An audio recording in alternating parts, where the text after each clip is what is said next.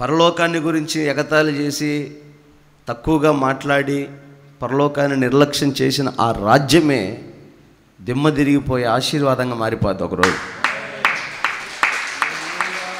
హల్లెలూయా.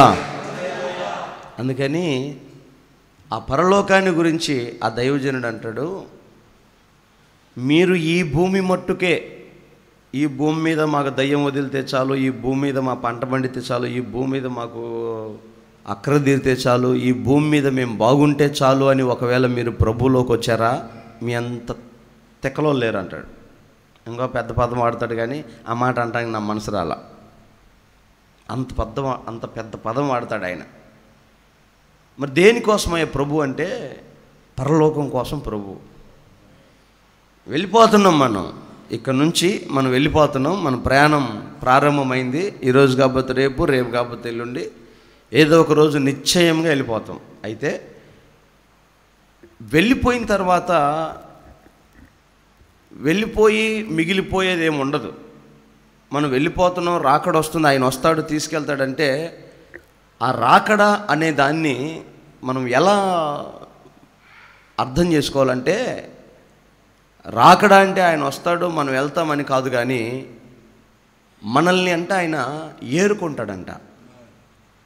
మనం కూరగాయలు కొనడానికి వెళ్తాం కదా, టమోటాలు, పచ్చిమిరపకాయలు, దోసకాయలు, బెండకాయలు కొనేటప్పుడు ఏం చేస్తాం, ఆ చూర్లు విరిచి చెక్ చేసుకొని లేతగా ఉన్నాయా లేదా, పనికి వస్తాయా లేదా, ఈ టమాటాలు కుళ్ళిపోయినాయా లేదా,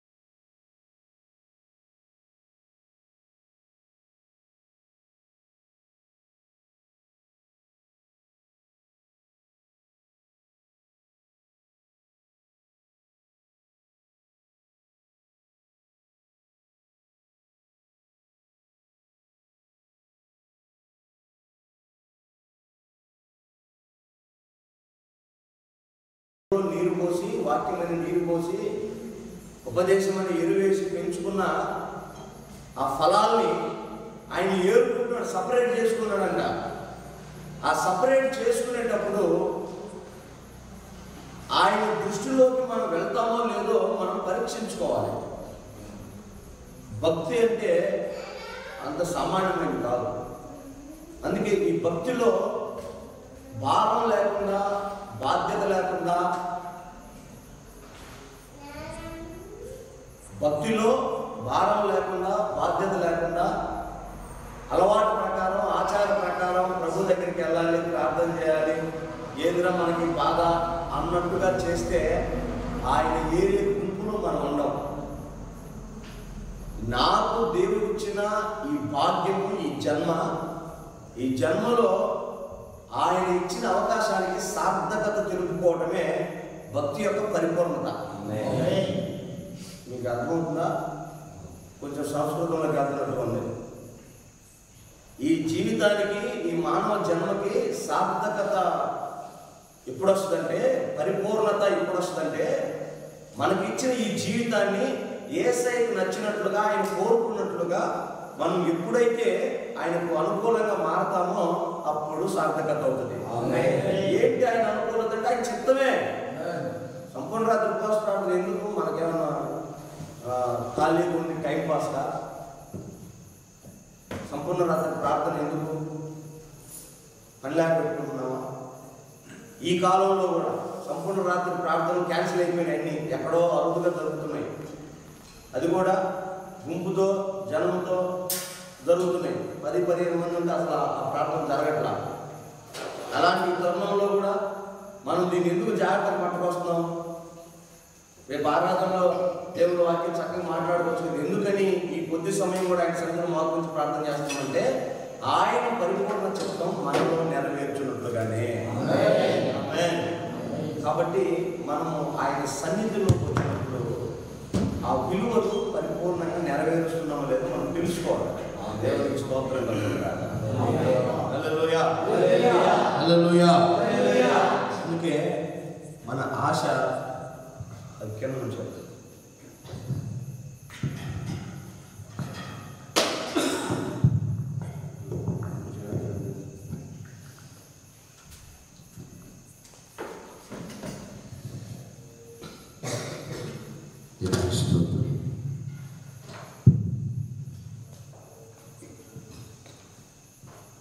మన ఆశ ఆయన చిత్తం నెరవేరిపోయి ఉండాలి. ఈ భూమి మీద ఆశ నెరవేర్చుకోవడానికి మన కష్టం కూడా ప్రయాసం. దేవుని కృపా సహాయము ఒకటైతే ఆ తర్వాత మన కష్టం కూడా ఉంటుంది. ఏ వ్యక్తి అయితే నిశ్చయత కలిగి మంచి మనస్సాక్షి కలిగి పట్టుదల కలిగి పోరాడుకుంటాడో ఈ భూమి మీద కావాల్సినవి కొన్ని సాధించుకుంటాడు. అర్థమవుతుందా? ఇప్పుడు ఒక వ్యక్తి కలెక్టర్ అవ్వాలి, పొద్దుగల 24 గంటలు ప్రార్థన చేస్తే అవుతాడా? చదివి ఎగ్జామ్ రాస్తే అవుతాడా? చదివి ఎగ్జామ్ రాస్తే అవుతాడు. అలా అవ్వడానికి దేవుని సంకల్పం, దేవుని కృప ఖచ్చితంగా అతనికి తెలిసినా తెలియకపోయినా ఆ వ్యక్తిని ఆ స్థానంలో పెట్టడం దేవుని చిత్తమై ఉంటుంది. కానీ భక్తిలో పరిపూర్ణత అవ్వాలి అంటే ఖచ్చితంగా ఆయన చిత్తం, ఆయన సన్నిధిలో మోకరించాల్సిందే. భూమి మీద ఏమైనా సంపాదించుకోవచ్చు, కానీ పరలోక సంబంధమైన సంపాదించుకోవాలంటే ఖచ్చితంగా భక్తి చేయాల్సిందే. కాబట్టి ఆ భక్తిలో ఉన్నటువంటి ఆ మర్మమే బైబిల్ గ్రంథంలో కూడా దాని గురించి ఒక చిన్న మాటని జ్ఞాపకం చేసి ముందుకెళ్దాం. కొన్ని విషయాలు చెప్పి నేను ముగిస్తాను. మత్తయి సువార్త 13వ అధ్యాయము 25వ వచనాన్ని చదువుదాం. మనుషులు నిద్రించుచుండగా అతని శత్రువు వచ్చి గోధుమల మధ్యన గురుగులు విత్తిపోయెను. మొలకలు పెరిగి గింజ పట్టినప్పుడు గురుగులు కూడా ఆగబడెను.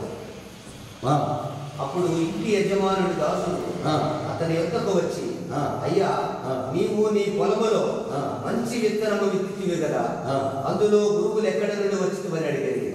ఇది శత్రువు చేసిన పని అని అతడు వారితో చెప్పగా ఆ దాసులు, మేము వెళ్ళి వాటిని పెరిగి కూర్చుంట నీకు ఇష్టమా అని అతనిని అడిగిరి. అందుకు అతడు, వద్దు, గురుగులను పెరుగుచుండగా వాటితో కూడా ఒకవేళ గోధుమలను పెళ్ళగించరు.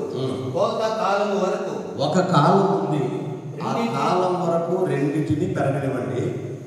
కోత కాలం గురుగులను చాలా దేవుడు విత్తిన ఆ విత్తనం అది విశ్వాసం అయితే, సాతాను విత్తిన ఆ గురువు అవిశ్వాసం. విశ్వాసానికి అవిశ్వాసానికి మధ్య జరుగుతున్న పోరాటమే జీవితం.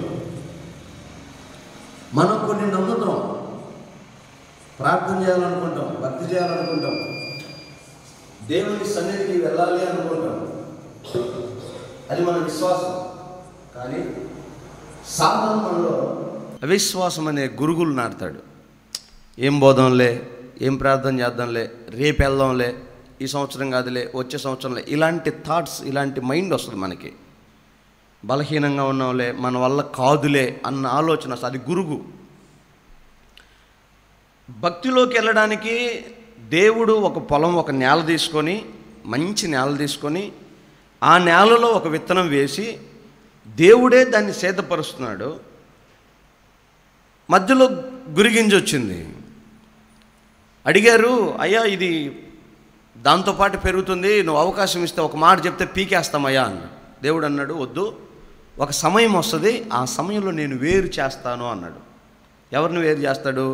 గోధుమ గింజని, గురి గింజని వేరు చేస్తాను, అంతవరకు ఆగండి అన్నాడు. అంటే విశ్వాసుల్ని అవిశ్వాసుల్ని,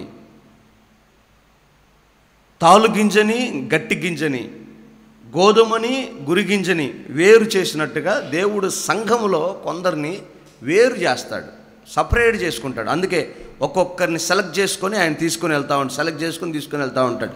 రేపు రాకల్లో కూడా ఒక్కసారిగా ఆ కడబోర మురోగినప్పుడు తనకు ఏర్పాటు చేసుకొని వేరు చేసుకున్న తన ప్రజలు ఎవరో వాళ్ళు మాత్రమే ఎత్తబడతారు. మిగతా సంఘం వారు విడవబడతారు. సంఘమే కానీ విడవబడతారు. ఎందుకయ్యా ఇదంతా దేనికోసమయ్యా అంటే, ప్రభువు మన కోసమంట ఆయన మనల్ని ఎంతగా ప్రేమిస్తున్నాడంటే, ప్రాణం పెట్టి తన పని అయిపోయిందని ముగించుకొని ఒక ఆశీర్వాదం ఇచ్చి, లేకపోతే ఒకటేదో ఒక మేలు చేసి వీడికి నేను ఇవ్వాల్సింది ఇచ్చేసానులే, పంచాల్సింది పనిచేసానులే అని ఊరుకునే మైండ్ కాదు దేవుడిది. ఆయన మనలో ఉండి సహవాసం చేయాలనుకునేవాడు. ఆమె బాగా ఆలోచించండి. ప్రభువు మనలో ఉండి సహవాసం చేయాలనుకున్నాడు. మనలో ఉండాలి అంటే మనం ఈ లోకంలో ఉన్నాం.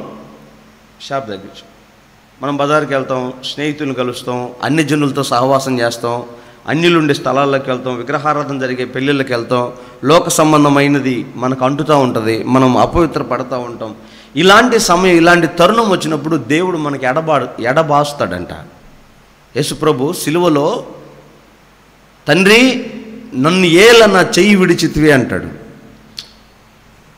ఎందుకని విడవాల్సి వచ్చిందంటే, ఆ ఒక్క క్షణము లోక పాపమంతా ఆయన మీద పడిందండి, యేసుప్రభు మీద. పాపంతో ఉన్నాడు కనుక దేవుడు పట్టుకోలేకపోయాడంట. ఒక పాపిని ప్రభు పట్టుకోలేడు. అర్థమవుతుందా? అందుకని మనతో ఉండాలనుకున్న ఆయన మనలో అపవిత్రమైన తలంపులు, ఆలోచనలు, అవిశ్వాసపు ఉద్దేశాలు మనకు వస్తాయని మనతో ఉండలేడంట. ఒక్కోసారి ఎడబాసిపోతాడంట. అది ప్రభు ఏమనుకున్నాడంటే, ఈ భూమి మీద ఉన్నంత కాలం వీడికి అపవిత్రత, ఈ అవిశ్వాసము, ఈ గిరిగింజలు ఉంటాయి, వాటిని వేరు చేయలేను. అయితే నేను నా ఇంటికి తీసుకెళ్ళాను అనుకో, అక్కడ అపవిత్రత ఉండదు కదా, అక్కడ అవిశ్వాసం ఉండదు కదా, నిత్యానిత్యము పరిశుద్ధమైన ఆ పట్టణంలో నాతో ఉంటాడు కదా అని ఆయన ఆశపడి మనల్ని విడిచి వెళ్ళాడంట. నిజానికి ఆయన మనల్ని ఎడబాయటం మనకంటే ఆయనకి దుఃఖం ఎక్కువ. మీకు తెలుసా? మనల్ని ఆయన విడిచిపోతున్నందుకు ఆయనే ఎక్కువ బాధపడ్డాడు. శిష్యులు అన్నారు, ప్రభా మరి నువ్వు వెళ్ళిపోతే మా పరిస్థితి ఏందయ్యా అంటే, ఒరే కొద్ది రోజులు నేను మిమ్మల్ని విడిచినా మీకోసం నేను ఆదరణకర్తను పంపిస్తాను, కానీ వాస్తవానికి అక్కడ రాయబడిన మాట ఆయనే ఎక్కువ బాధపడ్డాడు. దేనికయ్యా అంటే, నేను మిమ్మల్ని విడిచి వెళ్ళిపోతున్నాను. సరే ఎందుకు వెళ్తున్నావు అంటే, నాతో కూడా ఉండడానికి అనేకమైన నివాస స్థలములను సిద్ధపరచడానికంట. యోహాను సువార్త 14:3 మీరు చదివితే యేసు ప్రభు తన శిష్యులను ఉద్దేశించి అక్కడ కొన్ని మాటలు చెప్తాడు. నేను వెళ్ళి మీకు స్థలము సిద్ధపరిచిన ఎల్లా మీరు కూడా నాతో పాటు ఉండులాగున. అది దేవుడు ఎందుకని మనల్ని ఎడబాసి వెళ్ళిపోయాడంటే, ఆయన ఉండే చోట మనల్ని ఉంచడానికి ముందుగా వెళ్ళాడంట ఆయన. నిజానికి మనం కొంతమంది నువ్వు రావా యేసయ్యా అని పాట పాడతాం కదా, రావాలనే ఉంది ఆయనకి. కానీ అసలు ఎవరైతే రమ్మంటున్నారో వాళ్ళు వస్తారో లేదో భయం ఉంది, ఆయనకి భయం ఉంది. ఆయనకు తెలుసు కదా మొత్తం సంగతి అంతా. మనం ఊరికి మైకి తీసుకొని నువ్వు రావాలేసయ్యా అని పాట పాడితే ఎట్ట? ఆయనకు సమస్తం తెలుసు కదా. ఒకవేళ నేను ఈ క్షణం వస్తే ఆ పాడినోడి పరిస్థితి ఏందో, పాడినాం పరిస్థితి ఏందో అని ఆయన బాధపడుతున్నాడంట. ఆయన నిర్మించిన నీ ఇల్లు ఖాళీ అయిపోద్దేమో రేపు. అర్థమైంది మీకు? ఇప్పుడు ఇల్లు కట్టుకున్నాడు, మొత్తం పీఓపీ చేయించాడు, కరెంటు లైటింగ్ లాగిచ్చాడు, పెయింటింగ్ లేపించాడు, 15వ రోజు ఓపెనింగ్ అని అందరికీ కార్డులు పంచడానికి ప్రయాణమై పోతా యాక్సిడెంట్ అయిపోయి చచ్చిపోయాడు. ఆ ఇంట్లో ఎవరున్నాలి? ఇల్లు పూర్తయిందా లేదా, నివాసయోగ్యమా కాదా, అన్నీ ఉన్నాయి. బోర్ ఉంది, మోటార్ ఉంది, కరెంట్ ఉంది, లైట్ ఉంది, అన్నీ ఉన్నాయి, ఫర్నిచర్ కూడా ఉంది. కానీ ఆ ఇంట్లో ఉండాల్సిన వ్యక్తి ఉన్నాడా? లేడు. మనం చేస్తున్న ఈ భక్తిలో, ఆ క్రమంలో మనం అన్నీ సమకూర్చుకుంటాం. మన భక్తిని బట్టి దేవుడు వీడు ఈ పరిచర్య చేశాడు, ఇదిగో ఈ గోడ, ఈ పరిచర్య చేశాడు, ఇదిగో ఈ ఫర్నిచరు, ఇదిగో ఈ కానుకిచ్చాడు, ఇదిగో ఈ స్లాబ్, ఇది చేశాడు, ఈ కిరీటం, ఇది బహుమానం అని ఆయన మన కొరకు అన్నీ ఉంచుతాడు. కానీ ఆయన ఏ క్షణమైతే రాబోతున్నాడో ఆ క్షణానికి మనం సిద్ధపాట్లు లేకపోతే మన ఇల్లు ఖాళీ అయిపోద్ది. జస్ట్ ఈ భూమి మీద ఇవన్నీ మనకు గుర్తులుగా దేవుడు ముందే చెప్పాడు. నా రాకడకు ముందు ఇలా జరుగుతాయి, మీరు గుర్తుపట్టండి అన్నాడు. కరువులు, యుద్ధాలు, భూకంపాలు ఇవన్నీ జరుగుతూనే ఉన్నాయి. మనం మర్చిపోతున్నాం. వాడు టీవీలో మంచి ఉద్యోగం వేసిన రోజేమో అమ్మో అయ్యో అంత పోతుంది వెళ్ళిపోతున్నాను అనుకుంటున్నాం. ఇక 4 రోజుల తర్వాత కామన్ అయిపోతుంది, మనం మర్చిపోతున్నాం. కానీ ఆ యుద్ధము నిప్పు ఆరట్లా, అగ్ని ఆరట్లా, అది రగులుకుంటానే ఉంది, దేశాల మధ్య పెద్దదవుతానే ఉంది. తెగుళ్ళు ఇంకా రేపు ఎల్లుండి ఇంకా కొత్త రాబోతున్నాయి.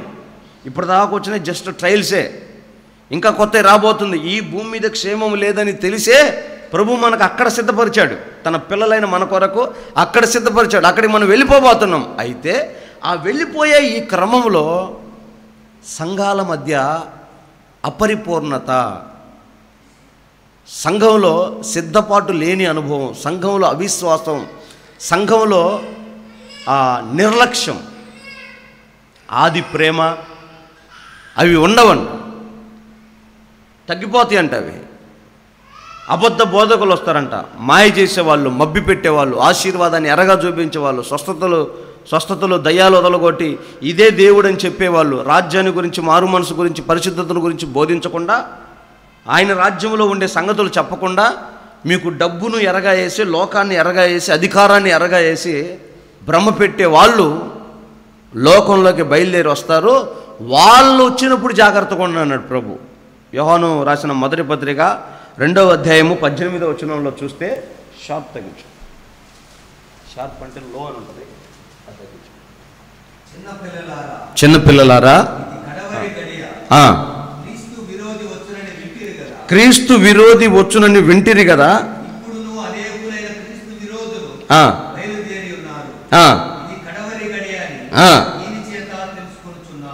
ఆమేన్.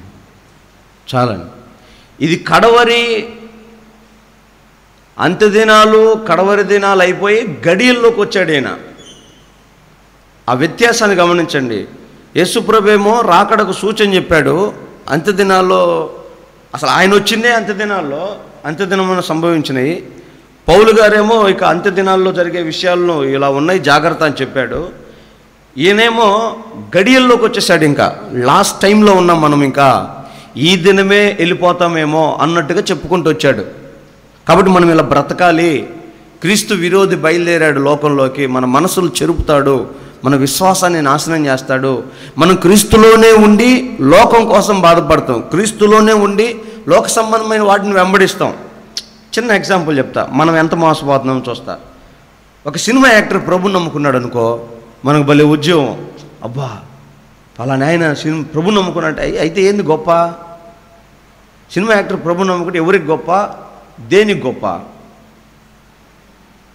ఏమన్నా మనకేమన్నా వస్తుందా సినిమా యాక్టర్ ప్రభుని నమ్ముకుంటే? ఒక సెలబ్రిటీ సేవకుడు వచ్చి ఊర్లో వాక్యం చెప్తుంటే అదొక ఆనందం కొంతమందికి. మా అయ్యగారు వచ్చారు, మా గురువుగారు వచ్చారు, ఆయన వచ్చాడు, ఈయన వచ్చాడు, ఒక రకమైన తృప్తి. ఏంటి గొప్ప అంటే, ఒక సేవకుడి వలన కానీ, ఒక లోక సంబంధమైన సెలబ్రిటీ మారుమనసు పొందటం వల్ల కానీ, సినిమా యాక్టర్ సాక్ష్యం చెప్పటం వల్ల కానీ సంఘానికి ఒరిగేది ఏమైనా ఉందా? ఏమీ లేదు. కానీ మనం భ్రమపడతాం, అది జరిగితే అద్భుతం అన్నట్టుగా, అది జరిగితే ఆహా ఓహో అన్నట్టుగా. అంటే క్రీస్తు విరోధి మనల్ని ఏం చేస్తున్నాడంటే ఇండైరెక్ట్గా డైవర్ట్ చేస్తున్నాడు లోక సంబంధమైన దాని వైపు. మనం దాన్ని ఆకర్షితులు అవ్వాలి. ఎప్పుడైతే దానికి ఆకర్షితులమై ఆ మార్గంలోకి వెళ్తామో, ఆ మార్గంలోకి వెళ్ళిన మన జీవితాలు ఎలా ఉంటాయి తెలుసా? విశ్వాసంలో బలహీనమైపోతాం. అంటే గోధుమ గింజలాగా మారం, గురుగింజలాగా అయిపోతాం. అంటే పైకి మాత్రం క్రైస్తవుల్లాగే ఉంటాం, లోపల మాత్రం ఇక వాళ్ళని చూస్తూ ఉంటాం కాబట్టి వాళ్ళది మనలోకి వచ్చేస్తుంది, అవిశ్వాసపు కొరల్లోకి దిగిపోతాం. ఈ రోజుల్లో చాలామంది చెట్టు పేరు చెప్పుకొనే బతికేస్తున్నారు. విశ్వాసుల్లో విశ్వాసం ఉండదు, సంఘంలో భక్తి ఉండదు, వ్యక్తిగత జీవితంలో ప్రార్థన ఉండదు, ఇలాంటి రాత్రి ప్రభు సన్నిధిలో గడిపే జీవితం ఉండదు. కానీ వాళ్ళు పేరుకు మాత్రం మాది ఆ సంఘం, మాది ఆ మినిస్ట్రీ, మాది ఈ మినిస్ట్రీ, అన్నగారు ఈ అన్నగారు అని వాళ్ళ పేర్లు చెప్తారు, కానీ మనలో ఉన్న గొప్ప ఏంటో చెప్పరు. అందుకే యేసుప్రభు అంటాడు, ఒక మనుషుడు విత్తనములు చల్లుతూ వెళ్ళాడంట, ఒకటి 30 దంతలుగా, ఒకటి 60 దంతలుగా, 100 దంతలుగా పడినాయంట. ఇంకొక చోట చెప్తాడు, కొన్ని విత్తనాలు రాళ్ళ మీద పడ్డాయి, కొన్ని విత్తనాలు కంపలో పడ్డాయి, కొన్ని విత్తనాలు త్రోవ పక్కన పడ్డాయి, కొన్ని విత్తనాలు మంచి నేలన పడ్డాయి. మంచి నేలన పడిన విత్తనాలేమో బహుగా ఫలించాయి, మిగతా చోట్ల పడిన ప్రతి విత్తనం అణిగిపోయి వేరు లేనందున పిచ్చుకలు తీసుకెళ్ళిపోవటం వలన రకరకాల కారణాల చేత అవి ఫలము రాలేదు అని చెప్తాడు. అంటే మంచి నేల అంటే అర్థం ఏంటంటే మంచి సేవకుడు, మంచి బోధ, మంచి విశ్వాసం అని అర్థం. మరి మిగతాయన్నీ విశ్వాసం లేని, లోతు లేని, అనుభవం లేని, బైబిల్ మీద పట్టు లేని బోధ, పట్టు లేని సేవ, లోతు లేని విశ్వాస బోధ అని అర్థం. అలాంటి వాటిలో పడిన ఆ మొక్కలు పెరగవు, ఎదగవు. ఎండబడింది అనుకో అయిపోయాయి. ఎందుకంటే ఆ బోధకుడు ఆ బోధ లోతులో లేదు, ఆ వ్యక్తికి వేర్లు లేవు లోపల, కాబట్టి ఎండిపోతాడు. ఎండబడితే పిచ్చుకలు వచ్చాయనుకో కంచె లేదు, వాటికి కాపుదల లేదు, వాటి గురించి చేతులెత్తే ఆత్మీయ సహవాసం లేదు, ఆత్మ సంబంధమైన సేవకుడు లేడు. కాబట్టి ఎవరంటే వాళ్ళు దొరికిన వాళ్ళు దొరికినట్టుగా తీసుకొని వెళ్ళిపోతారు. ఇక వెళ్ళిపోవటం అంటే మనం యసన్ గారు అంటూ ఉంటారే, పేకాడటానికి పోయినోడు కూటానికి రాడేంద్ర వాడు అంటే, అన్న వాడు ఆడు కూర్చొని నేను పోయి పిలుచుకొని వస్తానన్నా అని పోయి రారా అన్న పిలుస్తున్నాడంటే ఈ ఒక్క ఆడొస్తా ఉండరా, వాడు ఎంతసేపటికి మొక్కబడట్లేదని తిప్పలు పడతావంటే, అరే ఎంతసేపు పడుతుంది నువ్వు జరుగు అని వాడిని జరిగి వీడు కూర్చున్నాడంట. ఈడు కూర్చొని ఆడుతానంటే, ఏడురా ఈడు నేను పంపించినాడు అంటే వాడికి రావట్లేదని ఈడు కూర్చొని ఆడుతున్నాడంట. అంటే త్రోవ పక్కన పట్టడం అంటే అర్థం ఏంటంటే ఎవడో ఒకడు మనల్ని ఆకర్షించి ఆ మార్గంలో తీసుకెళ్ళిపోతాడు. మనం అసలైన ఉద్దేశం వేరు. మనం ఆ మనిషి గింజలు చల్లింది ఎందుకు? అవి ఫలించాలి, పంట కొయ్యాలి, కుప్పలోడ్చాలి, గింజలు మూట కట్టి కొట్లో చేర్చాలని విత్తనాలు చల్లిన ఉద్దేశం. కానీ ఎవడో వచ్చి తీసుకెళ్ళిపోయాడు, ఎవడో ఆకర్షించాడు. అది నూనె రాసేవాడో, దర్శనాలు చెప్పేవాడో, కచ్చిపులు వేసేవాడో, ఎవడు పోయి ఎవడు తీసుకెళ్ళాడో. చాలామంది మన దగ్గరికి వస్తున్నారు, కొంతమంది దేవుణ్ణి నమ్ముకొని కళ్ళు మూసుకొని దర్శనాలు చెప్పేవాళ్ళు కనపడితే వాళ్ళతో పాటు వెళ్ళిపోయారు. ఈరోజు ఏం చేస్తున్నారంటే బ్యాట్ పట్టుకొని క్రికెట్ ఆడుకుంటున్నారు, దేవుణ్ణి వదిలేసి పిల్లలతో గోలికాయలు ఆడుకుంటున్నారు, దేవుణ్ణి వదిలేసి. ఎవడంటే వాడు వచ్చి తీసుకెళ్ళిపోతాడు. త్రోవ పక్కన పడ్డాయి, సరైన ఉపదేశం లేదు, వాటికి సరైన కంచె లేదు, కాపుదల లేదు, ప్రార్థన లేదు, విశ్వాసం లేదు, సహవాసం లేదు, వెళ్ళిపోయినాయి. రాతి నేలను పడ్డాయి కొన్ని, కానీ మంచి నేలన పడిన విత్తనాలు మాత్రమే ఫలించినాయి అంటాడు ఆయన. అందుకే మన విశ్వాసము మంచి విశ్వాసం అయ్యుండునుగాక. క్రీస్తు విరోధి ఇప్పటికే వచ్చి ఉన్నాడు, వాడు మనకు బయలుపడట్లా. అర్థమవుతుందా మీకు? ఇప్పుడు యేసుప్రభు భోజనం బల్ల దగ్గర కూర్చున్నాడు, ఆయన శిష్యులతో మాట్లాడుతున్నాడు, నేను ఇక అప్పగించబడుతున్నాను ఈ రాత్రి, మీలో ఒకడు నన్ను అప్పగిస్తాడు అన్నాడు. అప్పగిచ్చేవాడు అక్కడ ఉన్నాడుగా, ఎవడో తెలిసిందా? తెలియలా. పేతురు అడుగుతున్నా, యోహాను నువ్వు ఎప్పుడు ఆయన హృదయాన్ని ఉంటావు కదా, నీకేమైనా తెలుసా? ఎవరు అప్పగించేది? నువ్వా? నేను కాదు. వాళ్ళలో వాళ్ళు ఎవరో అర్థం కాక దిమ్మ తిరిగిపోయింది. 12 మందిలో ఒకడే ఉన్నాడు అక్కడ, కానీ వాడు బయలుపడలా ఇంకా. అర్థమైందా? శత్రువు అక్కడే ఉన్నాడు కానీ వాడెవడో బయలుపడలా. ఎవరురా మీలో దొంగతనం చేసింది? బయలుపడలా. బియ్యం మంత్రించి పెడతామంటే పిల్లలు వస్తారు కదా, మేడం నేనే తీసే మేడం, భయపడి సత్తాడు వాడు. బయలుపడలా. క్రీస్తు విరోధి ఇప్పటికే వచ్చాడు, వాడి పని మామూలు జరిగించట్లా. మనమేమనుకుంటున్నా అంటే క్రీస్తు విరోధి అంటే ఆర్ఎస్ఎస్ బీజేపీ అంట, అస్సలు కానే కాదు. క్రీస్తు విరోధి అంటే మనలోనే విభేదములు పుట్టించి దేవునికి విశ్వాసంలో నుంచి దూరం చేసే అవిశ్వాసపు త్రోవలు ఏర్పరిచేవాడే క్రీస్తు విరోధి. వాడే నేనే క్రీస్తుని చెప్పుకుంటాడు, ఈయనే దేవుడు అంటాడు, నేను ప్రకటించింది బోధ అంటాడు.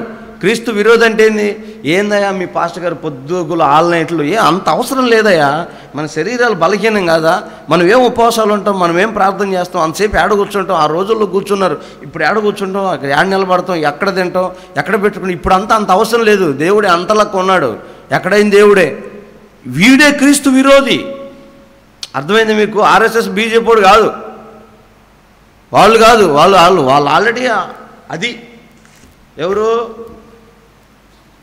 అది వేరేది, మనకు అసలు సంబంధం లేదు వాళ్ళతో, మనకేం పని. వాళ్ళు ఒక మార్గం పెట్టుకొని పోతా ఉన్నారు. ఎఫ్ఎసి సంఘంలో ఉన్నతమైన బలిపీఠం కట్టి ఆ బలిపీఠానికి ఒక పేరు కూడా రాశారంట, ఏమని? మాకెవరో తెలియని దేవుణ్ణి మేము ఆరాధిస్తున్నాం. దేవుడు ఎవరో ఉన్నాడు కానీ ఆయన ఎవరో మాకు తెలియదు, మేము ఆయనకు ఆరాధన చేస్తున్నాం ఉన్న ఆయనకే అని. తెలియబడిన దేవుణ్ణి ఆరాధించే బ్యాచ్ ఒకటి ఉంది. ఆ బ్యాచ్లో వీళ్ళందరూ వెళ్ళిపోతున్నారు. వాళ్ళతో మనకేం పని? తెలిసి కూడా కొంతమంది వెళ్తున్నారు, వీళ్ళతో పని. అది క్రీస్తు విరోధి. ఇప్పుడు నాకు ఎవడు విరోధి అయితే వాడిని ఏమంటారు? జాన్సన్ విరోధి అంటారు. అర్థమైందా? శత్రువులు చాలామంది ఉంటారు. నీ శత్రువు నీకు ఉంటాడు, ఆమె శత్రువు ఆమెకు ఉంటాడు, ఇంకొకరి శత్రువు ఇంకొకరికి ఉంటాడు. కానీ నా శత్రువు ఉంటాడు, నన్ను నాశనం చేసేవాడు. సంఘాన్ని నాశనం చేసే శత్రువు క్రీస్తు విరోధి. సంఘాన్ని ఎవరు నాశనం చేస్తారు? బోధలోంచి తప్పించేవాడు, ప్రార్థనలో నుంచి పక్కకు తీసుకెళ్ళేవాడు, విశ్వాసంలో నుంచి బయటకు లాగేవాడు. ఇంత భక్తి అవసరం లేదని మన బలాన్ని, మన భక్తిని తేలిక చేసేవాడు ఎవడో వాడే క్రీస్తు విరోధి. అయిపోయిన టైం అయిపోయాడు, బయలుపడే టైం దగ్గరకు వచ్చింది. నిన్నే ఒక వీడియో చూశాను. మనిషి మెదడులో మెమరీ కార్డు పెట్టేది సెట్ చేశాడంట ఎలన్ మస్క్. ఆల్రెడీ కోతులో పెట్టాడంట, గొర్రెలో పెట్టాడంట, సెటరేట్ అయిపోయిందంట. ఇక మనిషిలో పెట్టడానికి ట్రయల్స్ చేస్తున్నారు. ఆ మెమరీ కార్డు కాస్త 666 చిప్ అవుతుంది. అది ఎప్పుడు అవుతుందో తెలుసా? 6G ఎప్పుడైతే ఎంటర్ అవుతుందో భూమి మీదకి అప్పుడు స్టార్ట్ అవుతాయి మొత్తం ఇంక శ్రమలో. ఇప్పుడేం నడుస్తుంది? 5G. నెక్స్ట్ ఏంటి? ఎంతో దూరం లేదు, మనం దగ్గరగా ఉన్నాం ప్రభు రాజ్యానికి రాకడకి. 6G వచ్చిందంటే మొత్తం ఇక 666లోకి వెళ్ళిపోయింది ప్రపంచం అంతా. ఆల్రెడీ వచ్చేసింది. ఇప్పుడు మనం మీకు చెప్పాను కదా, మనకు ఒక కార్డు ఉంటుంది. ఇప్పుడు ప్రతి మనిషికి ఒక పాన్ కార్డు ఇస్తారు. ఆల్రెడీ మన చేతి వేళ్ళు, మన కంటి రెటీనా గవర్నమెంట్కి ఇచ్చేసాం. మన చేతిలో ఇప్పుడు డబ్బులు ఏమి ఉండవు, అన్ని డిజిటల్స్ అయిపోయినాయి. ఇంక కొన్ని రోజులు పోతే ఇప్పటికే 70% మన దేశం అంతా డిజిటల్ అయిపోయింది. కొద్ది రోజులు పోతే చేతికి డబ్బులు దొరకవు, ఇంకా డబ్బులు ఇవ్వరు, ఏటీఎం సెంటర్లు ఉండవు, డబ్బులు తీసుకునే ఏటీఎం సెంటర్లు ఉండవు. ఇంక డబ్బులన్నీ ఫోన్పేలు, గూగుల్ పేలు, పేటీఎంలు చేయటమే, లేకపోతే కార్డులు పెట్టడమే. ఇదే వచ్చేస్తుంది. ఇక డబ్బులేమి ఉండదు. ఉన్న డబ్బు అంతా సెల్ ఫోన్లోనే ఉంటుంది, అకౌంట్లోనే ఉంటుంది. బ్లాక్ మనీ కూడా ఉండదు, పనికిరాదు. ఇంకా అది బ్లాక్ అయిపోద్ది, పనికిరాదు. మొత్తం వాడి చేతిలోకి వెళ్ళిపోయింది. ఏదైనా ఒకరోజు అప్పులు ఎక్కువైపోయి భారతదేశం దివాలా తీసిందనుకో, ఉన్న అకౌంట్లన్నీ ఖాళీ అయిపోతాయి. ఏమైందని బ్యాంకింగ్ పోతే చూస్తున్నా నెలాగు 10 రోజులాగా 20 రోజులాగా అంటాడు. అప్పటిదాకా నీ పెళ్ళి ఆగిద్దా, ఇల్లు ఆగిద్దా, కూలివాడు ఆగుతాడా, పన్నోడు ఆగుతాడా? ఈలోపు ఏం చేయాలి? అప్పు ఇవ్వాలంటే ఇంకోటి కాడిపోవాలి. వాడి కాడి ఆడున్నాయి. దేశం దివాలా తీస్తుంది, ఆర్థిక సంక్షోభం వచ్చేస్తుంది. ఇదంతా క్రీస్తు విరోధి వాడి చేతుల్లో పెట్టుకోవడానికి జరిగే చేసే కుట్ర. సమయం ఆసనమైంది, 666 వచ్చేస్తుంది. ఇక మానవుడికి ఆ చిప్పు పెట్టేస్తాడు, వాడి కంట్రోల్లోకి తీసుకుంటాడు. ఇప్పటికే తీసుకున్నాడు. ఇప్పుడు ఆ మెమరీ కార్డ్ పెట్టడం వల్ల ఎందుకు అది ఇన్స్టాల్ చేస్తున్నారు తెలుసా? మనం ఇంతకుముందు ఒక 10-15 ఫోన్ నెంబర్లు గుర్తుపెట్టుకునే వాళ్ళం, కానీ ఇప్పుడు గుర్తుంటున్నాయా? అదే బుర్ర, అదే తలకాయ. ఎందుకని గుర్తుండట్లేదు?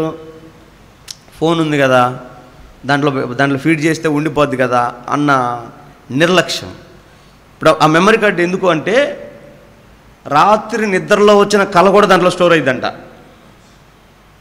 రాత్రి నిద్రలో వచ్చిన కళ కూడా ఆ మెమరీ కార్డులో స్టోర్ అయిపోద్దంట. ఉదయాన్నే లేచి మర్చిపోతే నెబుకద్నెజర్ దానియేలుని ఎత్తుకున్నట్టు మనం ఎత్తుకోవాల్సిన పనిలా మళ్ళీ ఆన్ చేసుకుంటే వచ్చేస్తుంది.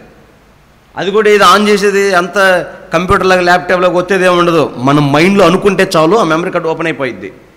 ఓపెన్ అయిపోయి మనకు కనబడుతుంది. అది ఎట్లా పాస్టర్ గారు అంటే, ఇప్పుడు ఈ 3D యానిమేషన్ గ్లాస్ అని ఉండుంటాయి. ఏంటది? Vision pro. ఐఫోన్ యాపిల్ వాడు ఇచ్చాడు, మొన్న ఈ మధ్య ఇచ్చాడు, ఒక 10 రోజులు ఏమవుతుంది, 10-15 రోజులు అవుతుంది. Vision pro. విజన్ అంటే ఫ్యూచర్ని విజన్ అంటారు. విజన్ ప్రో అది కళ్ళకు కట్టేసుకుంటే మనకేం కనపడదు, కానీ దాంట్లో కనపడుతుంది మొత్తం భవిష్యత్తు అంతా. అలాంటిది మనిషికి వచ్చేస్తుంది. ఇక మనం ఏదైనా హోటల్కి వెళ్ళామనుకో, అక్కడ వాడు మనం ఎంట్రీ అయ్యేటప్పుడు మన డీటెయిల్స్ తీసుకుంటారు కదా, అప్పుడు డీటెయిల్స్ ఏమి ఉండవు. ఆ మెమరీ కార్డు చిప్ది స్కాన్ చేసుకుంటారు తలకాయ పెట్టి. క్విక్మంటుంది. లోపలికి వెళ్ళగానే నీ డీటెయిల్స్ వస్తుంది. నీకు బీపీ ఉందా, షుగర్ ఉందా, గ్యాస్ ట్రబుల్ ఉందా, అల్సర్ ఉందా, క్యాన్సర్ ఉందా, ఏముందా అన్నీ చూసుకుంటాడు. నువ్వు వాడు ఫుడ్ దగ్గరికి వెళ్ళి ఇంతకుముందు ఇప్పుడు ఇస్తారు, మన హోటల్కి వెళ్తే అది ఇస్తారు, ఆర్డర్ చెప్పండి అని. అప్పుడు నువ్వు అడగడు, వాడు నీకు కావాల్సింది తెచ్చి పెడతాడు. అదేంటంటే నీకు షుగర్ ఉంది తినకూడదు అంటాడు, నీకు బీపీ ఉంది తినకూడదు అంటాడు. నువ్వు 15 రోజుల కిందట కిమ్స్కి వెళ్ళి పలానా ట్యాబ్లెట్లు తెచ్చుకొని తిన్నావు, ఇది ఉంది బిల్లు మొత్తం. అప్పుడు పేపర్లో రాదు, నీ షిప్పులోకి వెళ్ళిపోతుంది మొత్తం. నీకు ఏం జరిగిందో ఏం జరుగుతుందో నీ కెపాసిటీ ఏంటో మొత్తం దాంట్లో ఉంటుంది, ఆ షిప్లో ఉంటుంది. కాబట్టి ఇంక నీకేం ఉండదు ఆడ, నువ్వు చెప్పడానికి ఏముండదు, అడుక్కోవడానికి ఏముండదు, మొత్తం వాడి కంట్రోల్లోకి వెళ్ళిపోతాం. అలాంటి జీవితం భూమి మీద బతకడం అవసరమా అండి? చెప్పు. నాకు మీ మీద కోపం ఉంది, తిట్టాలని ఉంది, తిట్టలేను, తిడితే నువ్వు బాధపడతావు. కనీసం ఒక ఆప్షన్ ఏంటంటే పనికి మనోడు చెత్తనా మొహం, చెత్త మొహం వేసుకోండి అన్న మనసులో అనుకోవడానికి ఉంటుంది. కానీ ఆ చిప్పు పెట్టిన తర్వాత మనసులో అనుకునే బయటకు వస్తే స్పీకర్లో వచ్చినట్టు. ఇంకా మనసులో కూడా తిట్టుకోవడానికి ఉండదు, మనసులో కూడా మాట్లాడుకోవడానికి ఉండదు.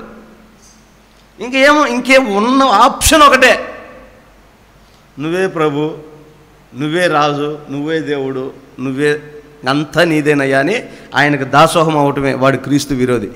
దేవుడు ప్రేమించే దేవుని పోలికలోకి మార్చుకునే మనము ఒక విరోధికి బానిస అవుతే ఆయన ఎంత బాధపడతాడు? అది ఇష్టం ఉంటుందా? మన పిల్లలు, మన గర్భమును పుట్టిన మన పిల్లలు ఎవరికో దాసులై బానిసలుగా బ్రతుకుతుంటే మనం చూస్తూ ఉండగలమా? కొన్ని బ్రతుకులు రోడ్ల మీద కనపడినప్పుడు అయ్యో పాపం అనిపిస్తుంది. మొన్న నెల్లూరు వెళ్తుంటే రోడ్డు మీద యవ్వనస్తుడు పుచ్చకాయ పగిలింది బస్సు కింద పడి తలకాయ. అబ్బా అనిపించింది. మనం చూసాం కదా, అయిపోయింది. ఆ క్యారెక్టరైజేషన్, ఆ జీవితం అంతటితో స్టాప్ అయిపోయింది. అతని విజన్ ఏంటో, అతని ఆలోచన ఏంటో, అతని శాలరీ ఎంతో, అతని కుటుంబం అతని మీద ఎంత ఆధారపడిందో మొత్తం అక్కడితో బ్రేక్. ఆ క్షణం ఎవరో అతను మనకు అసలు తెలియదు. అయ్యో పాపమని ఇవన్నీ ఆలోచన చేసి చాలా బాధపడ్డాం. అది మనతో ఉన్న, మనకు సంబంధించిన వ్యక్తి ఆ స్థితిలో ఉంటే మన గుండె కరిగిపోదు, జారిపోదు, కన్నీళ్ళు ఆగుతాయా? అలాంటిది మన పిల్లలే బానిసలైపోయి కుక్క బతుకుతుంటే ఒక తండ్రిగా ఒక తల్లిగా చూడగలమా? దేవుడు అంటాడు, చెడ్డవారైన మీరే మీ పిల్లలకి అన్ని మంచి చేయాలనుకుంటే మీ పిల్లల కోసం మహా అయితే మీరు చొక్కా ఓ ప్యాంటు కొనగలరు, ఒక స్థలం ఒక ఇల్లు కొనగలరు, అంతకంటే మీరేం చేయలేరు. కానీ నా ప్రాణం పెట్టే మీకోసం అంటాడు ఆయన. మరి నేను చూస్తుంటానా? నేను చూస్తూ ఉండగలనా? అందుకే వాని బానిసత్వంలో మీరు ఉండకుండా మిమ్మల్ని తీసుకెళ్ళి నా రాజ్యంలో పెట్టుకోవాలని ఆయన అక్కడ మన కొరకు ఇల్లు కడుతున్నాడంట. ఎట్టొకట ఆ ఇల్లు మనం సంపాదించుకోలేస్తున్నాం. ఆ సంపాదించుకునే దానికి ఆ మార్గమే ఈ భక్తి. ఆమేన్. గట్టిగా చేతులు తెల్లలో చెప్దాం, హల్లెలూయా. ఈ భక్తి ఎందుకయ్యా అంటే, ఇప్పుడు చెప్పిన ఈ ప్రమాదకరమైన వాటన్నిటిని మనం తప్పించుకొని ప్రభు రాజ్యంలో, ప్రభు రాకల్లో ఆయన ఎదుట నిలబడి మనం ప్రత్యేకించబడాలి. ఇది వీడు నా కొరకు ఇంత ప్రయాసపడ్డాడు, ఈమె నా కొరకు ఇంత పరిచయం చేసి ఇంత త్యాగం చేసి మీరు పక్కన నాన్న మీరంతా నా పిల్లలని మనల్ని సపరేట్ చేసుకునే రేంజ్కి మనం వెళ్ళాలి. అలా వెళ్ళాలి అంటే ఖచ్చితంగా మన ఈ శరీరము ఉండగానే మోకాళ్ళతో ప్రార్థన చేసిన అనుభవం ఉండాలి. దానికి సింపుల్గా మీకు ఎప్పుడు చెప్తా ఒక మాట, ఆయన శరీరధారి అయి ఉన్న దినములలో మహారోదనముతోనూ కన్నీళ్లతో ప్రార్థనతో యాచనలతో గడిపి అంగీకారమాయను. మరి ప్రార్థనే లేకపోతే, విజ్ఞాపనే లేకపోతే, విన్నపమే లేకపోతే అసలు యాక్సెప్ట్ చేయడనే అర్థం. యేసు ప్రభు తండ్రి అంగీకరించడానికి ఇట్లా బ్రతకాల్సి వచ్చింది. యేసయ్య మనల్ని అంగీకరించాలంటే మనం కూడా అలా బ్రతకాలి. ఆ ప్రకారము జయించు వానిని సింహాసనం మీదకి దేవుడు తీసుకెళ్తాడు. ఆ ప్రకారం మన ఇష్టం వచ్చినట్టు కాదు, మన సిద్ధాంతం, మన ఉపదేశం, మన ప్రణాళికలు కాదు. బైబిల్లో దేవుడు ఏదైతే పెట్టాడో దాని ప్రకారం, ఆ ప్రకారం వెళ్ళాలి అంటే ఖచ్చితంగా ఆయన బ్రతుకు దినములలో రాత్రి ప్రార్థనలో గడిపాడంట. రాత్రి మనం 8 గంటలకు వచ్చాం, 9:30 దాకా పాటలు పాడాం. అది ప్రార్థన కాదు, అది కచ్చేది. 9:30 దాకా 10 గంటల దాకా విజ్ఞాపన చేశారు. అంటే 30 నిమిషాలు ఏం చేశారు? విజ్ఞాపన చేశారు. 10 గంటలకు మరలా నేను వచ్చాను, ఓ పాట పాడాను, కొద్దిసేపు వాక్యం చెప్పాం, 11 అయింది. మహా అయితే ఈ వాక్య పరిచయం అయిపోయిన తర్వాత 3-4 విజ్ఞాపనలు చేసి ముగించేస్తాం. కానీ ఆయన శరీరధారి అయిన దినములలో ప్రార్థనలో రాత్రి గడిపెను. ఇలాంటి రాత్రులు ఎన్నో, మనకు సంవత్సరం మొత్తం లెక్కేస్తే 12 రాత్రులు, అవునా? ఆ 12 కూడా 12 గంటల లోపే అయిపోతున్నాయి, 11-11:30కి అయిపోతున్నాయి. ఆ 11:30లో మనం ప్రార్థనలు గడిపేది అర్ధగంట. అంటే మొత్తం మీద 12 అర్ధగంటలు ఎన్ని? 6 గంటలు. అంటే ఒక రాత్రిలో సగం, సంవత్సరానికి సగం. కానీ ప్రభు ఏమో రాత్రి ప్రార్థనలు గడిపాడంట, పగలంతా పరిచర్యలో ఉన్నాడంట.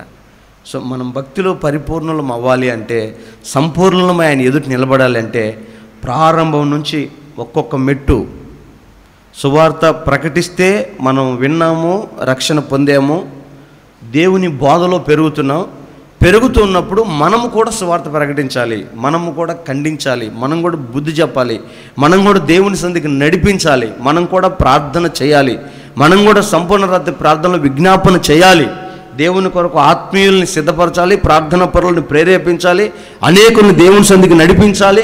ఒకళ్ళతో మనకు పని లేదు. మనము దేవునిలో గడిపామా లేదా, మనం ప్రార్థన చేశామా లేదా, ఈ కడవరి కాలంలో మన గడియ ఏ సమయంలో వస్తుందో, ప్రభు మనల్ని ఎప్పుడు పిలుచుకుంటాడో, మనల్ని ఎప్పుడు ప్రత్యేకించుకుంటాడో, మన దినముల పరిమాణం ఎంతో మనకు తెలియదు కనుక మనం సిద్ధపాటు కలిగి ప్రార్థనాపూర్వకంగా ఉండాలి. కానీ అతిశయించి ఆవేశపడి లోకమే జీవితం అనుకున్నట్టుగా మనం వెళ్ళకూడదు.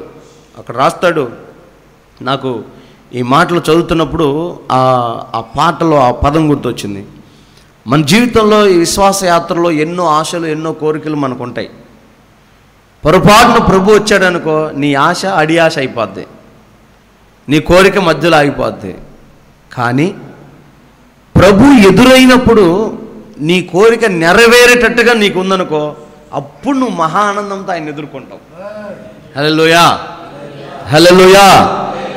నాకు బాగా గుర్తుంది, నేను చిన్నతనంలో ఉన్నప్పుడు మా నాన్నగారు బయటికి వెళ్ళి పని మీద వెళ్ళని, లేకపోతే ఏదైనా ఊరెళ్ళని, ఎక్కడికైనా వెళ్ళని, ఇంటికి వచ్చేటప్పుడు ఉట్టి చేతులతో రాడు. సంచి నిండా మామిడికాయల సీజన్ అయితే మామిడి పండ్లు, సీతాఫలం సీజన్ అయితే సీతాఫలం పండ్లు, ఈ బూందీ, లడ్డు, ఇవన్నీ తీసుకొచ్చేవాడు. మేము ఉంటున్న ఇంటికి ఆ వీధికి అల్లంత దూరంలో ఉండేది. అప్పుడు ఈ ఆటోలు ఈ పరిస్థితి లేవు కదా, సైకిలే ఉండేది. ఆయన వచ్చి బస్సు దిగి 1.5 కిలోమీటర్ నడుచుకుంటూ వెళ్ళాలి మా ఊరికి, మార్కాపురం నుంచి. వస్తూ ఉంటే అల్లంత దూరంలో చూస్తే ఆ ఆనందం ఎట్లా ఉంటుంది తెలుసా? ఎదుర్కొనే వాళ్ళం పోయి. దేనికి? ఆయన కోసం కాదు, ఆయన చేతిలో ఉన్న సంచి కోసం తీసుకెళ్ళి ఇక ఆనందం. అబ్బో 2-3 రోజులు పండగ ఇంకా మాకు. నువ్వు ప్రభువుని ఎదుర్కొనేటప్పుడు నీ కోరిక ఆయన దగ్గర ఉండాలి, నీ ఆశ ఆయన దగ్గర ఉండాలి. ఆయన వచ్చినప్పుడు నాకు ఈ బహుమానం ఇస్తాడు, ఆయన వచ్చినప్పుడు నాకు ఈ కిరీటం ఇస్తాడు, ఆయన వచ్చినప్పుడు నాకు ఇంత జీతం ఇస్తాడని నీది ఏదైనా ప్రభు దగ్గర ఉంటే అది ఆయన చేతిలో పట్టుకొని నీ కోసం వస్తే అప్పుడు నీకు తృప్తి ఉంటుంది. నా ముఖానికి ఆయన వస్తే నన్ను దంతాడు అందునుకో, ఇంకా నువ్వు పొర్రపాటును కూడా గడగడగడ వణుకుతూ రాకడంటే నీకు భయపడతావు తప్ప నీకు ఆ ఉద్యమం ఉండదు. రాకడ కొరకు ఎదురు చూసేవాళ్ళు పాట రాస్తారు, పాట పాడతారు. అది నేను పెదవులతో పాడేవి, పెదవులతో మాట్లాడే వాటి గురించి మాట్లాడట్లేదు, హృదయానికి సంబంధించి మాట్లాడుతున్నా. ప్రభు కొరకు ఎదురు చూసేవారు ఆ పాటలు పాడతారు, ఆ పాటలు రాస్తారు. యేసయ్యా నా ప్రియా, ఎప్పుడో నీ రాకడ సమయం, నీ కొరకు నేను ఎదురు చూస్తున్నాను. ఏం చేసావయ్యా అంటే ఆయన చెబుతున్నాడు, ప్రభు ఆయన అసలు ఏం కవిత్వం, అసలు కవేశ్వరుడా, దాన్ని ఏమంటారు, పాటలు రాసి పాడేవాళ్ళని ఏదో అంటారు.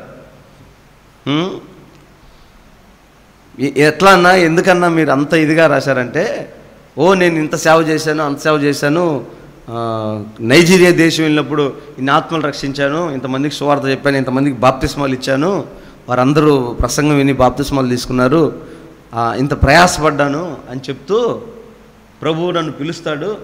యసనా రా కూర్చో అంటాడు. నేను కూర్చోను, అని అలుగుతాను.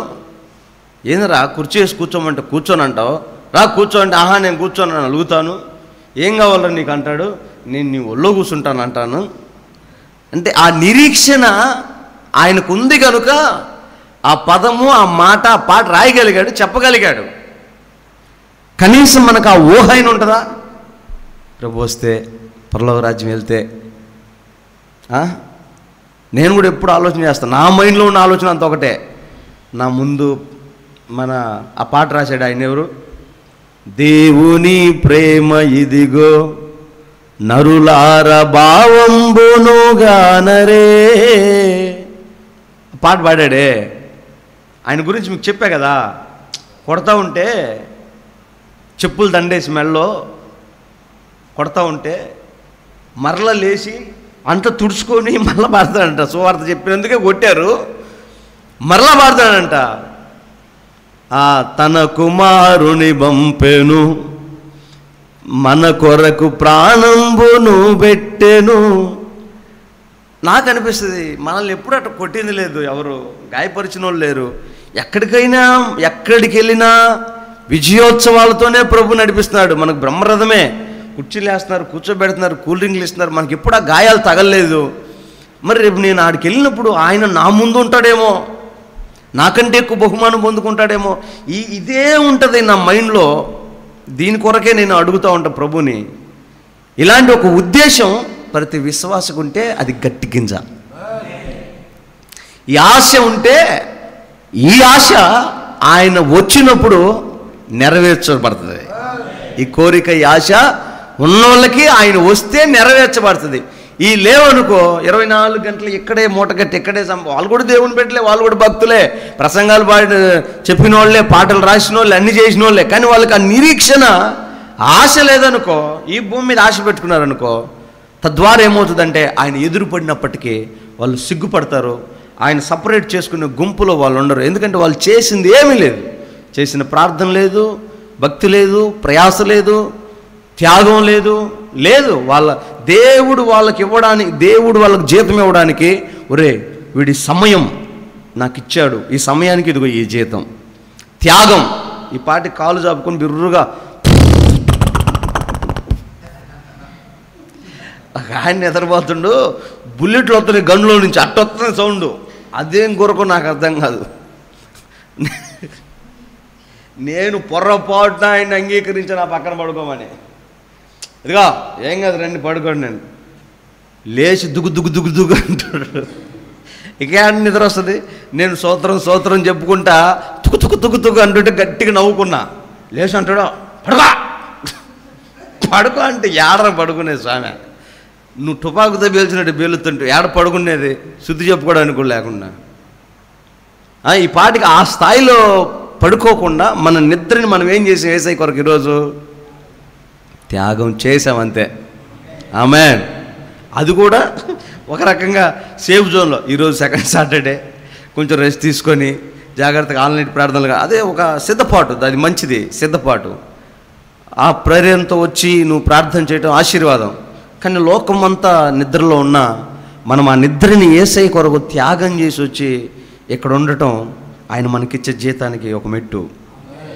మనకు డబ్బు ఉంది, ఆ డబ్బుతో మనం మంచి ఘనమైన ఏదైనా తీసుకోవచ్చు. కానీ ఆ డబ్బును ఖర్చు పెట్టి సువార్త సభలు పెట్టి, సువార్త కోటలు పెట్టి 10 మందికి దేవుని వాక్యాన్ని వినిపించి ఖర్చు అయిపోయామనుకో, దేవుడు ఆ ఖర్చైన ఆ వ్యయానికి, ఆ డబ్బుకి ప్రతిగా జీతం ఇస్తా. అరే నా కోసం ఇంత ఖర్చు చేసి ఇదిగో జీతం అంటాడు.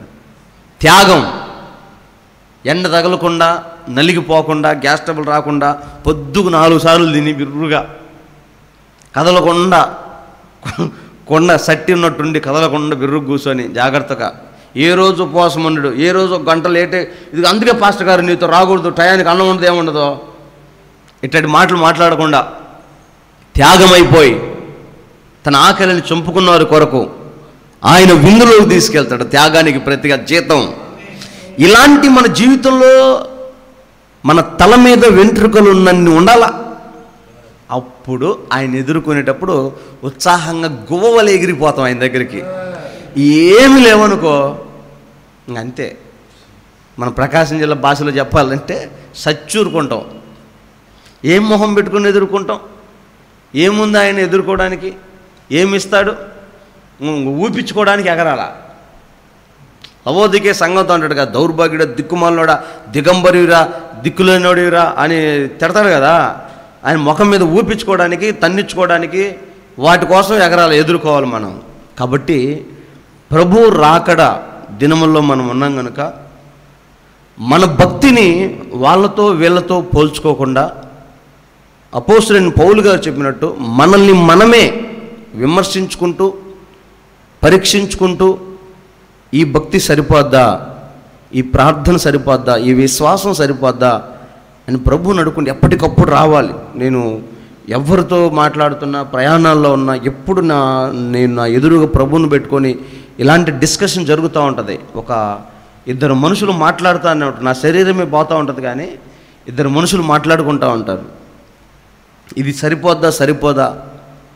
కొంతమందికి నా ఆలోచనలు నావి నచ్చవు, నువ్వు ఇంకా ఈ కాలంలో కూడా ఇవన్నీ చెప్తావు అని రకరకాలుగా బాధపడుతూ ఉంటారు. కానీ నా నిమిత్తమై వాళ్ళు బాధపడినా నాకు ఇబ్బంది లేదు. ఎందుకంటే నా ప్రభు కొరకు నేను సమర్పించుకున్నా, నా ప్రభు కొరకు బతుకుతున్నా, ప్రభు కొరకు కొంతమందిని సిద్ధపరచాలనుకుంటున్నా, ప్రభు ఎదుట మిమ్మల్ని నిలబెట్టి మీకు ఘనత తెప్పించాలని ప్రయాసపడుతున్నా. మంచి నేల ఈ నేల.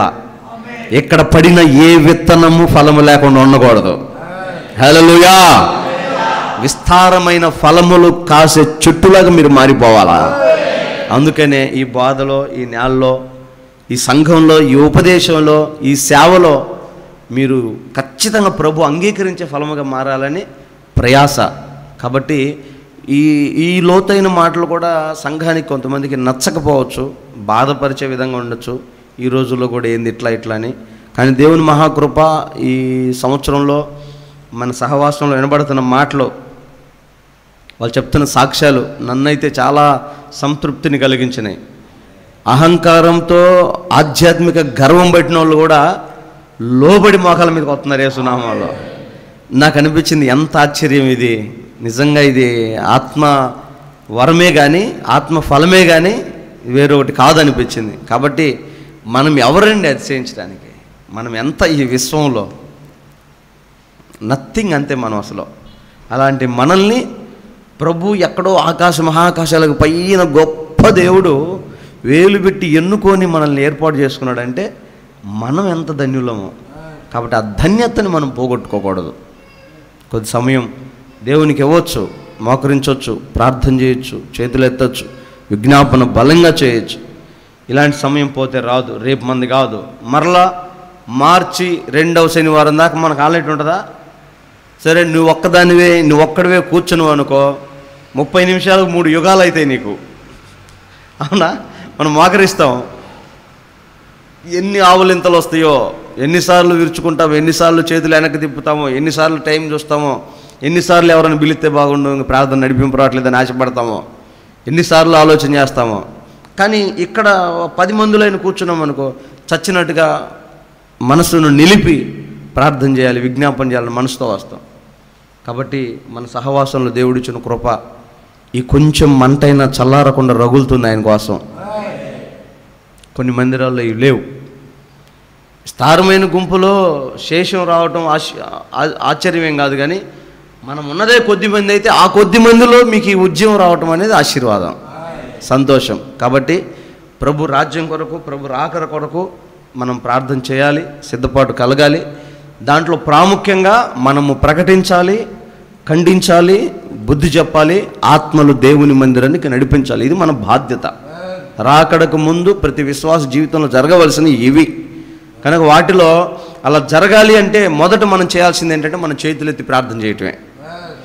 మొదట ఈ పని ప్రారంభిస్తే ప్రభు ఆత్మ మన పక్షమై కార్యం చేస్తాయి. మనం వెళ్ళి ఏ వ్యక్తితో మాట్లాడతామో మన మాటకు శక్తిని పరిశుద్ధాత్మ దేవుడు ఇస్తాడు.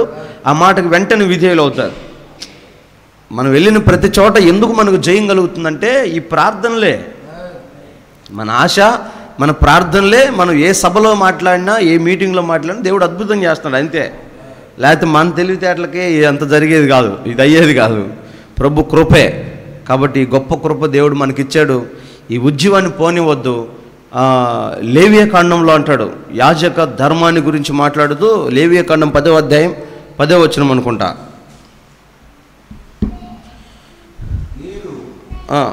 ప్రతిష్ఠింపబడిన దాని నుండి లౌకికమైన దానిని అపవిత్రమైన దాని నుండి అది కాదనా, బలిపీఠం మీద అగ్ని 6వ అధ్యాయము 13వ వచనం. బలిపీఠము మీద అగ్ని నిత్యము మండుచుండవలను, అది ఆరిపోకూడదు. లేవియా కాండము అంటే యాజకుల కొరకు రాసిన మాట.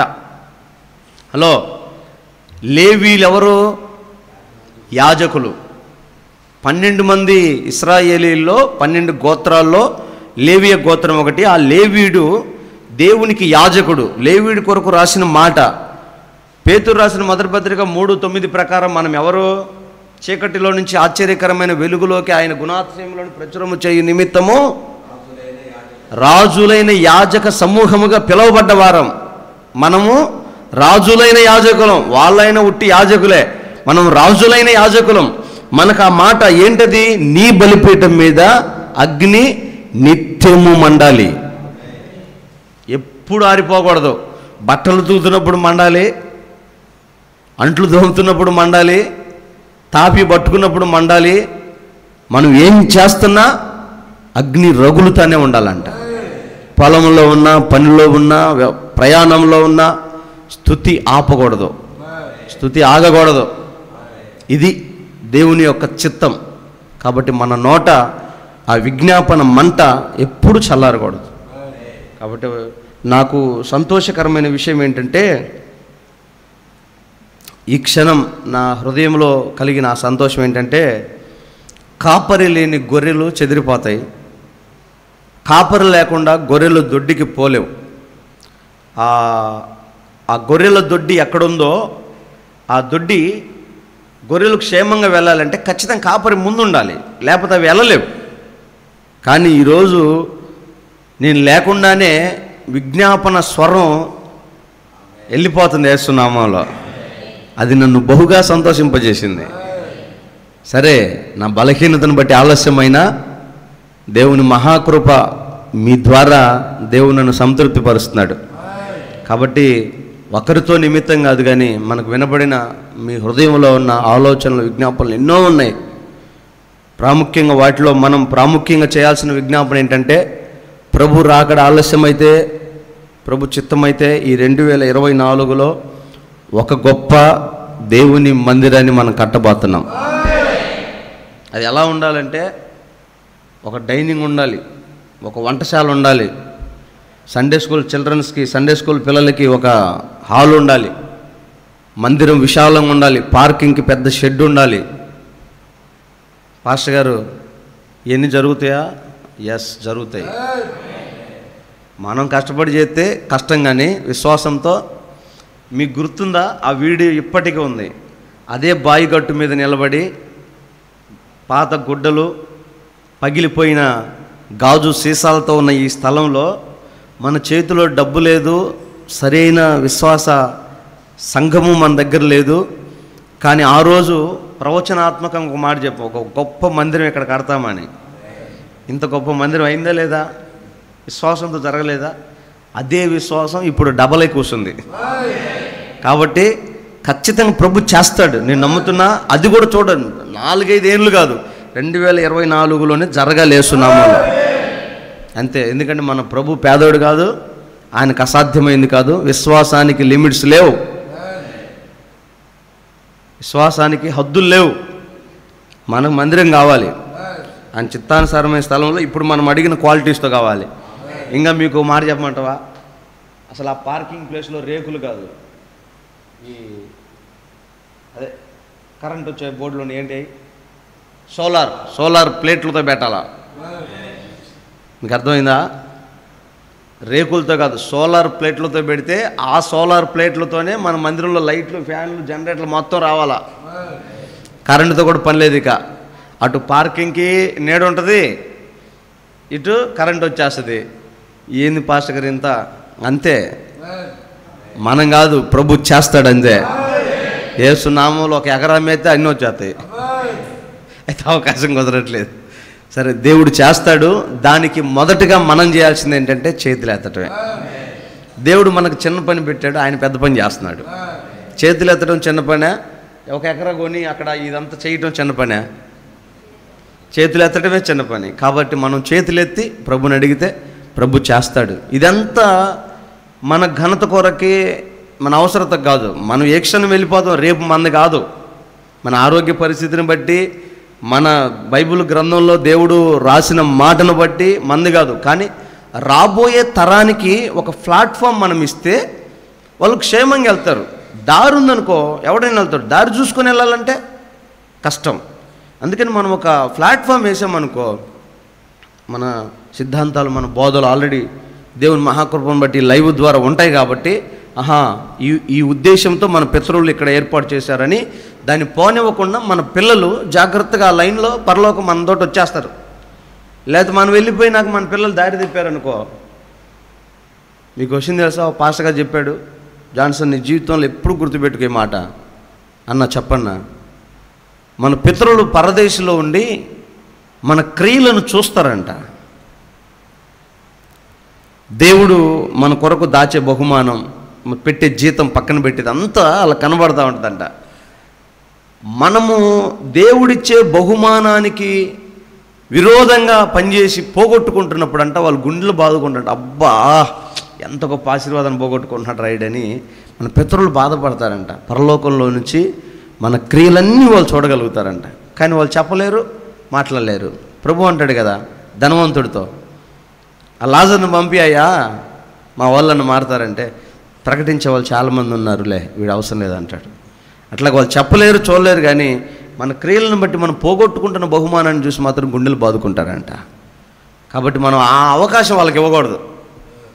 అబ్బా వీడు భలే కొట్టాడు, ఈసారి ఈ సంవత్సరం బహుమానం కొట్టాడు అని వాళ్ళు ఆనందపడాలి మన పితరులు.